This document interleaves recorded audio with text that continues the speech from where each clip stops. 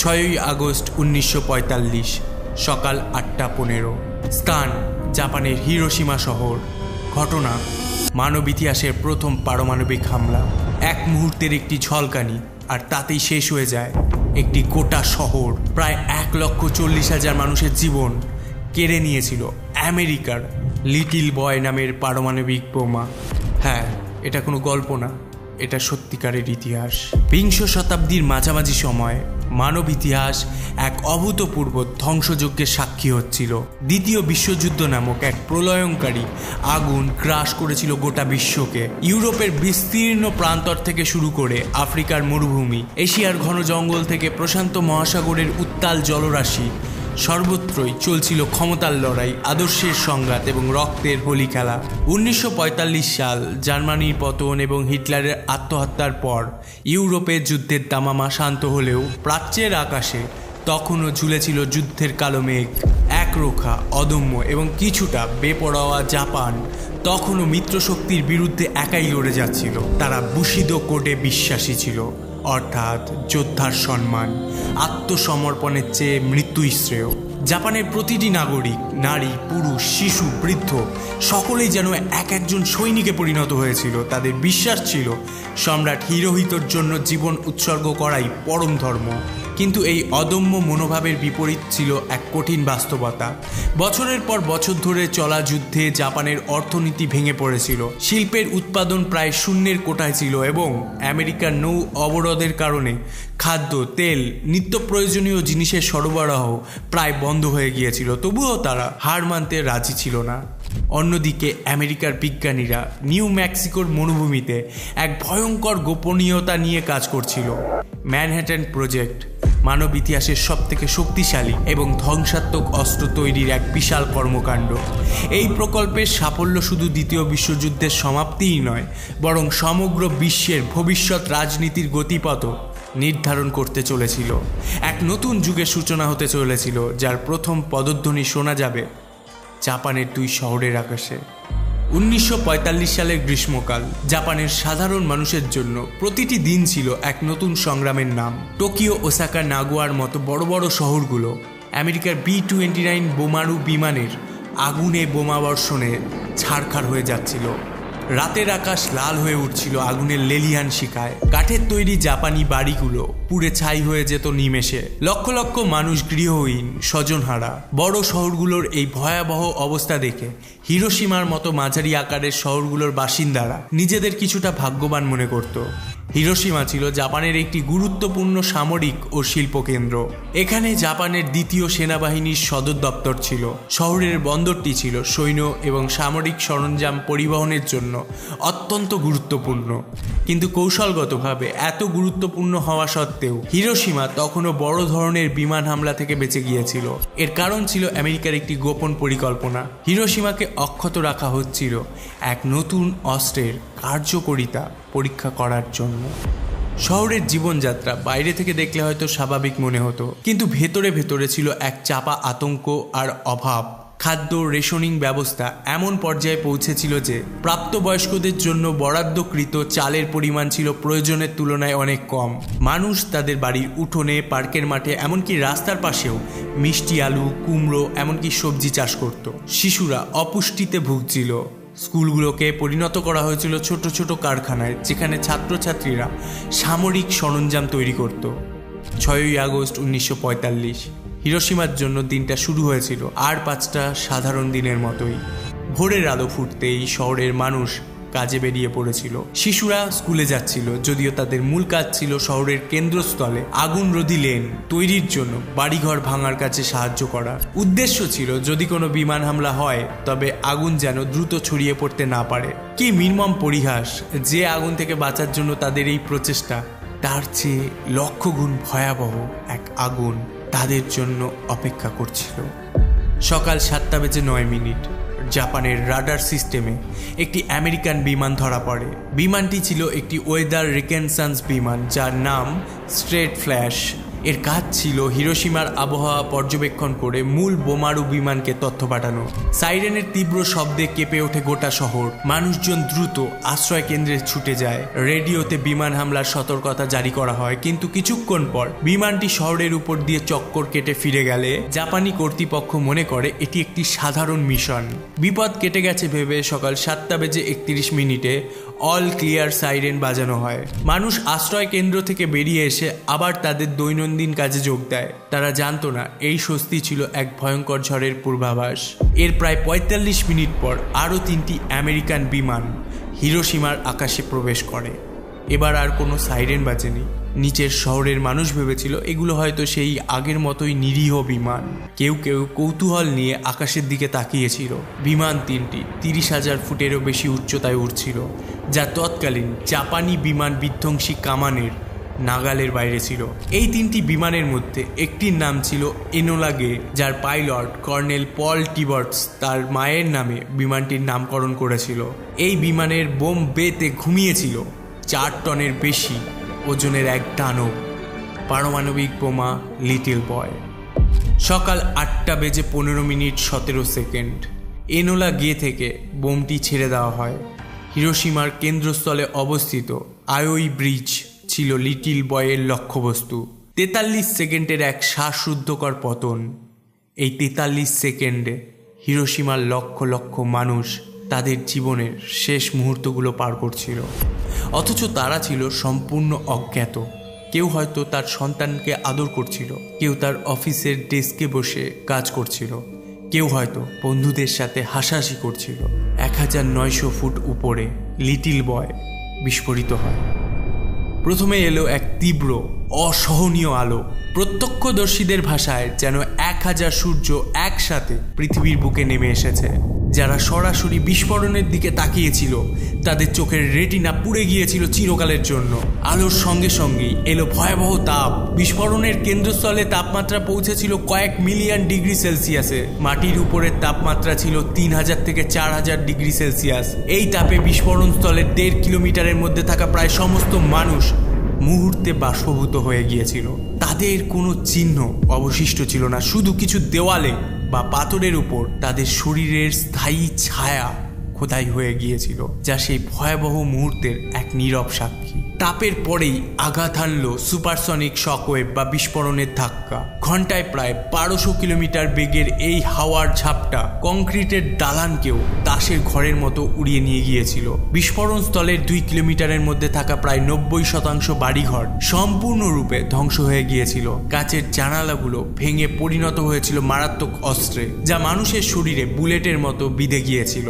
শহরের কেন্দ্রস্থলে থাকা 80,000 মানুষ প্রথম কয়েক সেকেন্ডের মধ্যেই মারা গিয়েছিল। যারা বেঁচে ছিল তাদের অবস্থা ছিল ভয়াবহ। তাদের শরীরের চামড়া ঝলসে গিয়ে লম্বা ফিতের মতো ঝুলেছিল। পোশাকগুলো শরীরের সাথে লেগে মিশে গিয়েছিল। চারিদিকে শুধু আর্তনাদ, চিৎকার আর মৃত্যুর নিস্তব্ধতা। যারা একটু দূরে ছিল তারা বিস্ফোরণের ধাক্কায় উড়ে গিয়ে দেওয়ালে বা অন্য কোনো বস্তুর সাথে ধাক্কা খেয়ে মারা যায়। সুতোমু ইয়ামাগুচি একজন 23 বছর বয়সী ইঞ্জিনিয়ার। সেদিন ব্যবসার কাজে হিরোশিমায় এসেছিলেন।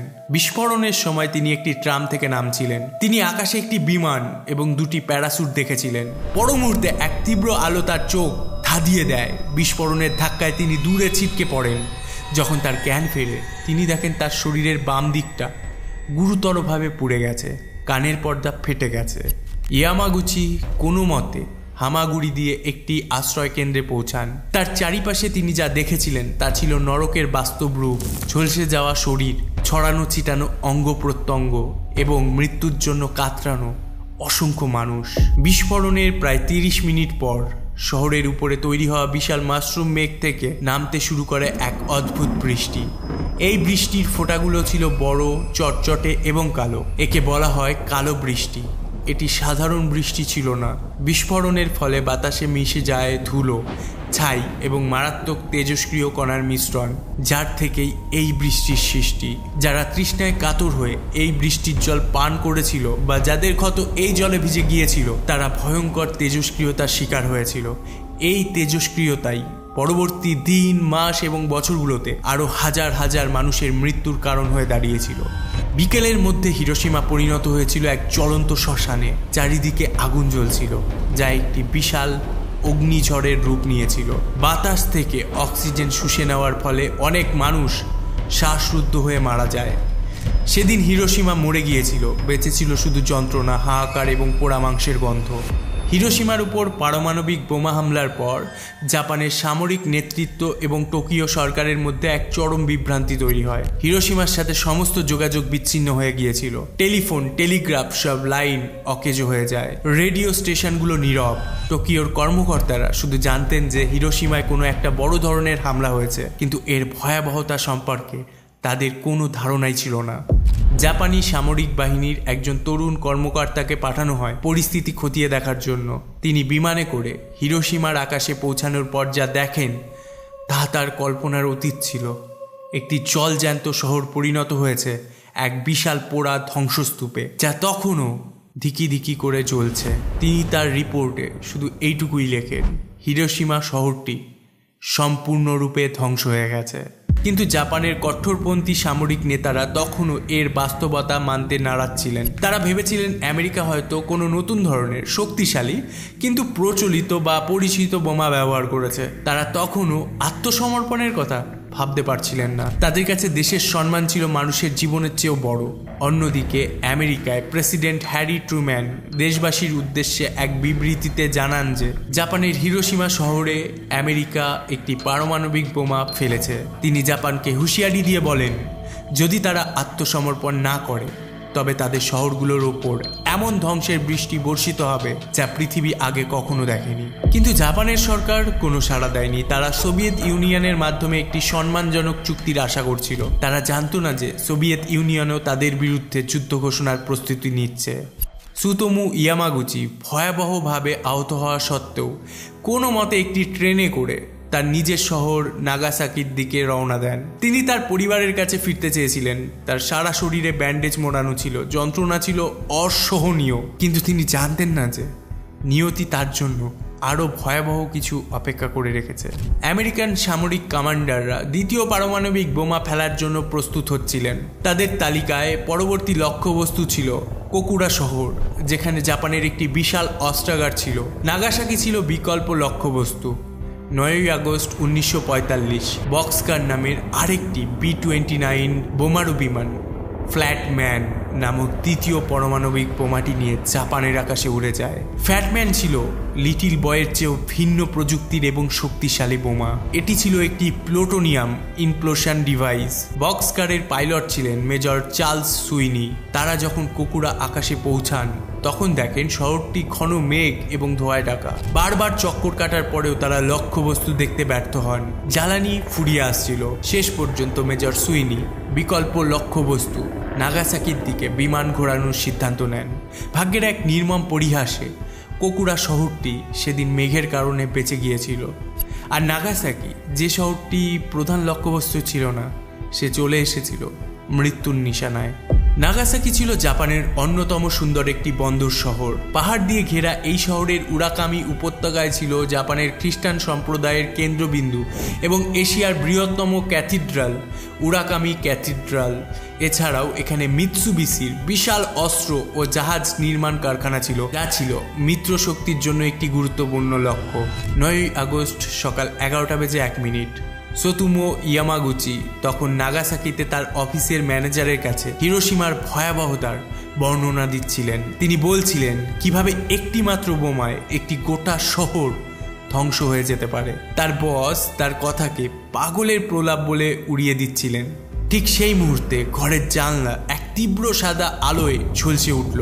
ইয়ামাগুচি সাথে সাথে মাটিতে শুয়ে পড়লেন। হিরোশিমার অভিজ্ঞতা তাকে শিখিয়েছিল কি করতে হবে। পর মুহূর্তেই বিস্ফোরণের তীব্র ধাক্কা ঘরের সবকিছু তছনছ করে দিয়েছিল। বক্সকার নাগাসাকির আকাশেও ঘন মেঘের বাধার সম্মুখীন হয়েছিল, কিন্তু শেষ মুহূর্তে মেঘের একটি ছোট্ট ফাঁকা দিয়ে তারা শহরের শিল্পাঞ্চল দেখতে পায়। পাইলট লক্ষ্যবস্তু স্থির করে বোম ফেলার নির্দেশ দেয়। সকাল 11:02 ফ্যাটম্যান নাগাসাকির উরাকামি উপত্যকার উপর বিস্ফোরিত হয়। যদিও ফ্যাটম্যান লিটল বয়ের চেয়ে বেশি শক্তিশালী ছিল, কিন্তু নাগাসাকির ভৌগোলিক গঠন অর্থাৎ পাহাড় দিয়ে ঘেরা উপত্যকা বিস্ফোরণের প্রভাবকে কিছুটা সীমিত করে দিয়েছিল। ধ্বংসযজ্ঞ মূলত উরাকামি উপত্যকার মধ্যেই সীমাবদ্ধ ছিল, কিন্তু সেই অংশের জন্য ধ্বংসলীলা ছিল হিরোশিমার চেয়েও বেশি। বিস্ফোরণ স্থলে 1 কিলোমিটারের মধ্যে থাকা সবকিছু মুহূর্তের মধ্যে নিশ্চিহ্ন হয়ে যায়। উরাকামি ক্যাথিড্রালে সেদিন বহু মানুষ প্রার্থনার জন্য জড়ো হয়েছিল। তারা সবাই মারা যায়। ঐতিহ্যবাহী ক্যাথিড্রালটি ধ্বংসস্তূপে পরিণত হয়। মিৎসুবিশির কারখানাগুলো মাটির সাথে মিলে যায়। অনুমানিক 40 থেকে 70 হাজার মানুষ তাৎক্ষণিকভাবে মারা যায়। সুতোমো ইয়ামাগুচি আবারও বেঁচে গিয়েছিলেন, তবে এবার তার শরীরের অন্য অংশ পুড়ে গিয়েছিল। তিনি ছিলেন পৃথিবীর ইতিহাসের আনুষ্ঠানিকভাবে স্বীকৃত একমাত্র ব্যক্তি যিনি 2টি পারমাণবিক বোমা হামলা থেকে বেঁচে ফিরেছিলেন। নাগাসাকির ধ্বংসযজ্ঞের চিত্র ছিল হিরোশিমার মতোই হৃদয় বিদারক। ঝলসে যাওয়া শরীর, ধ্বংসস্তূপের নিচে চাপা পড়ে যাওয়া মানুষ আর সাহায্যের জন্য আর্তনাদ। 2টি শহর 3 দিনের ব্যবধানে পরিণত হয়েছিল পারমাণবিক যুগের এক পরীক্ষাগারে। নাগাসাকির ওপর দ্বিতীয় পারমাণবিক বোমা হামলা এবং একই দিনে সোভিয়েত ইউনিয়নের মাঞ্চুরিয়া আক্রমণ, এই 2 ঘটনা জাপানের সামরিক নেতৃত্বকে একেবারে কোণঠাসা করে দেয়। তারা বুঝতে পেরেছিলেন যে যুদ্ধ চালিয়ে যাওয়ার অর্থ হলো জাপানের সম্পূর্ণ ধ্বংস। জাপানের সুপ্রিম ওয়ার কাউন্সিল বা যুদ্ধ পরিষদে তখন তীব্র মতবিরোধ। একদল কঠোরপন্থী সামরিক কর্মকর্তা তখনও আত্মসমর্পণের ঘোর বিরোধিতা ছিলেন। তারা শেষ একজন জাপানি বেঁচে থাকা পর্যন্ত যুদ্ধ চালিয়ে যাওয়ার পক্ষে ছিলেন। অন্যদিকে প্রধানমন্ত্রী এবং পররাষ্ট্রমন্ত্রী বুঝতে পেরেছিলেন যে এখনই থামা ছাড়া আর কোনো উপায় নেই। এই অচল অবস্থা ভাঙতে ইতিহাসে প্রথমবারের মতো হস্তক্ষেপ করলেন জাপানের সম্রাট হিরোহিতো। জাপানি সংস্কৃতিতে সম্রাটকে দেবতার সমতুল্য মনে করা হতো। তার কথাই ছিল চূড়ান্ত আইন। সম্রাট হিরোহিতো তার মন্ত্রীকে ডেকে বলেন, আমাদের এই অসহনীয় পরিস্থিতিকে সহ্য করতে হবে এবং শান্তির পথ প্রশস্ত করতে হবে। 15ই আগস্ট 1945 জাপানের সমস্ত মানুষ রেডিওর সামনে জড়ো হয় এক ঐতিহাসিক মুহূর্তের সাক্ষী থাকার জন্য। জাপানে প্রথমবারের মতো তারা তাদের সম্রাটের কণ্ঠস্বর শুনতে চলেছিল। এক কাঁপা কাঁপা উচ্চগ্রামে সম্রাট হিরোহিতো তার আত্মসমর্পণের ঘোষণা পাঠ করেন, যা গৌকুয়ান হৌসো বা জুয়েল ভয়েস ব্রডকাস্ট নামে পরিচিত। 帝国の現状とに鑑み非常の措置をもって自局を収集せんと欲し。তিনি তার ভাষণে মিত্রশক্তির নতুন এবং সবথেকে নিষ্ঠুর বোমার কথা উল্লেখ করেন, যা নিরীহ মানুষের জীবন কেড়ে নিচ্ছে এবং এর ব্যবহার চললে মানব সভ্যতাই ধ্বংস হয়ে যাবে বলে তিনি মনে করেন। এই ঘোষণার সাথে সাথে জাপানে মিশ্র প্রতিক্রিয়া দেখা দেয়। অনেকেই কান্নায় ভেঙে পড়ে। কিছু কঠোরপন্থী সেনা কর্মকর্তা অভ্যুত্থানের চেষ্টা করে ব্যর্থ হন এবং আত্মত্যাগ করেন, কিন্তু অধিকাংশ সাধারণ মানুষ স্বস্তির নিঃশ্বাস ফেলে। দীর্ঘ রক্তক্ষয়ী এবং বিনাশকারী যুদ্ধের অবশেষে অবসান ঘটেছিল 2রা সেপ্টেম্বর 1945। টোকিও উপসাগরের ভাসমান আমেরিকান যুদ্ধজাহাজ ইউএসএস মৌসুরির ডেকে জাপানের পররাষ্ট্রমন্ত্রী মোমোরু শিগেমিতোসু আনুষ্ঠানিকভাবে আত্মসমর্পণের দলিলে স্বাক্ষর করেন। এর সাথে সাথেই দ্বিতীয় বিশ্বযুদ্ধের আনুষ্ঠানিক সমাপ্তি ঘটে। হিরোশিমা এবং নাগাসাকির গল্প যুদ্ধের সমাপ্তির সাথে সাথেই শেষ হয়ে যায়নি, বরং এক নতুন এবং আরও যন্ত্রণাদায়ক অধ্যায়ের সূচনা হয়েছিল। যারা বোমা হামলা থেকে বেঁচে গিয়েছিল তাদের বলা হয় হিবাকুশা। তাদের জন্য জীবন ছিল এক জীবন্ত নরক। তাদের শরীরে ছিল ভয়ঙ্কর ক্ষত, পোড়া দাগ বা কেলয়েড, কিন্তু তার চেয়েও ভয়ঙ্কর ছিল অদৃশ্য শত্রু তেজস্ক্রিয়তা। তেজস্ক্রিয়তার প্রভাবে হাজার হাজার মানুষ পরবর্তী মাস ও বছরগুলোতে ক্যান্সার, লিউকেমিয়া এবং অন্যান্য নানা অজানা রোগে ভুগে মারা যায়। গর্ভবতী মহিলাদের সন্তান বিকলাঙ্গ হয়ে জন্মায়। হিবাকুশাদের সামাজিকভাবেও বঞ্চনার শিকার হতে হয়েছিল। মানুষ ভয়ে তাদের এড়িয়ে চলতো, তাদের সাথে বিয়ে দিতে চাইতো না, তাদের রোগকে ছোঁয়াচে বলে মনে করা হতো। আজও হিরোশিমা এবং নাগাসাকি সেই বোমা হামলা নিয়ে বিতর্ক চলে। এক পক্ষ বলে বোমা হামলা লক্ষ লক্ষ আমেরিকান এবং জাপানি সেনার জীবন বাঁচিয়েছিল, এই বিস্ফোরণগুলি দ্রুত যুদ্ধের সমাপ্তি ঘটিয়েছিল। অন্য পক্ষ বলে এটি ছিল একটি অমানবিক যুদ্ধ অপরাধ, নিরীহ বেসামরিক নাগরিকদের ওপর এমন ভয়াবহ অস্ত্রের ব্যবহার কোনোভাবেই যুক্তিযোগ্য হতে পারে না, বিশেষ করে যখন জাপান ইতিমধ্যেই আত্মসমর্পণের দ্বার প্রান্তে ছিল।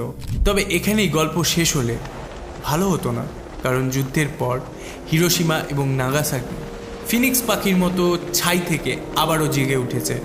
আজ এই দুটি শহর শান্তি ও পরমাণবিক নিরস্ত্রীকরণের বিশ্বব্যাপী প্রতীকে পরিণত হয়েছে। হিরোশিমার পিস মেমোরিয়াল পার্ক এবং নাগাসাকির পিস পার্ক প্রতি বছর লক্ষ লক্ষ মানুষকে আকর্ষণ করে, তাদের মনে করিয়ে দেয় সেই ভয়ালো সকালের কথা এবং শান্তির প্রয়োজনীয়তার কথা। সুতোমু ইয়ামাগুচি 2010 সাল পর্যন্ত বেঁচে ছিলেন। তিনি তার জীবনের বাকি সময়টা পারমাণবিক অস্ত্রের বিরুদ্ধে প্রচার চালিয়ে গেছেন, যাতে ভবিষ্যৎ প্রজন্মকে এমন ভয়াবহতার মুখোমুখি হতে না হয়। হিরোশিমা ও নাগাসাকির গল্প আমাদের শেখায় যে বিজ্ঞান ও প্রযুক্তির অপরিসীম ক্ষমতা যেমন মানবজাতির কল্যাণ করতে পারে, তেমনি এক মুহূর্তে সব কিছু ধ্বংসও করে দিতে পারে। এই গল্প আমাদের মনে করিয়ে দেয় যুদ্ধের উন্মাদনা কিভাবে মানবতাকে তার সর্বনিম্ন পর্যায়ে নিয়ে যেতে পারে। এই দুটি শহরের নীরব কান্না আজও বাতাসে ভাসে, আর আমাদের সতর্ক করে দেয় আর কখনো নয়, আর কখনো নয়।